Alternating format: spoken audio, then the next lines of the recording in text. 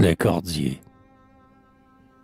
Dans son village, au pied des digues qui l'entourent de leur fatigue, de lignes de courbes vers la mer, le blanc cordier visionnaire, à reculons sur le chemin, combine, avec prudence entre ses mains, le jeu tournant de fils lointains venant vers lui de l'infini. Là-bas, en ces heures de soir ardent hélas, un ronflement de roues encore s'écoute. Quelqu'un l'ameut qu'on ne voit pas. Mais parallèlement, sur des râteaux qui jalonnent à points égaux, de l'un à l'autre bout la route. Les chanvres clairs tendent leurs chaînes continuellement durant des jours et des semaines. Avec ces pauvres doigts qui sont prestes encore, et en crainte parfois de casser le peu d'or que mêle à son travail la glissante lumière, au long des clos et des maisons, le blanc cordier visionnaire, du fond du soir tourbillonnaire, attire à lui les horizons. Les horizons, ils sont là-bas. Regrets, fureur, haine, combat, pleurs de terreur, sanglots de voix. Les horizons des autres fois, sereins ou convulsés, tels les gestes dans le passé. Jadis, c'était la vie errante et somnambule, à travers les matins et les soirs fabuleux, quand la droite de Dieu, vers les chanants en bleu, traçait la route en or, au fond des crépuscules. Jadis, c'était la vie énorme, exaspérée, sauvagement pendue au crin des étalons, soudaine, avec de grands éclairs à ses talons, et vers l'espace immense, immensément cabré.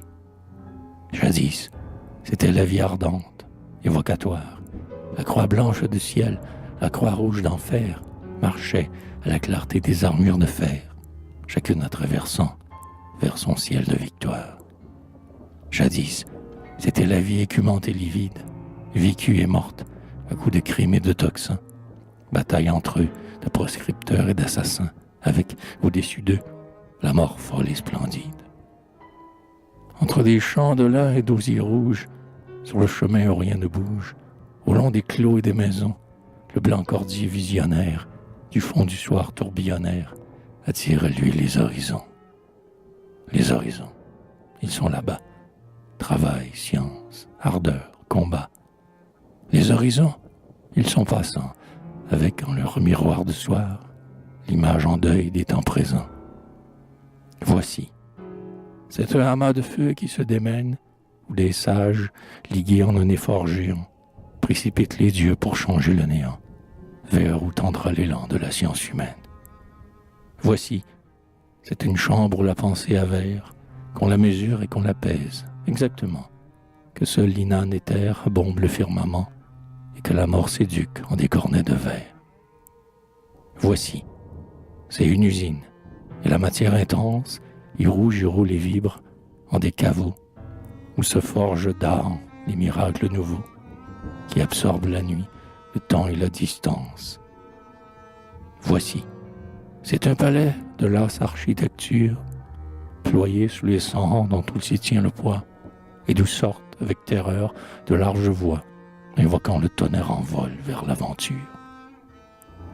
Sur la route muette et irrégulière, les yeux fixés vers la lumière, qui frôle, en se couchant, les clos et les maisons, le blanc cordier visionnaire, du fond du soir tourbillonnaire, attire à lui les horizons.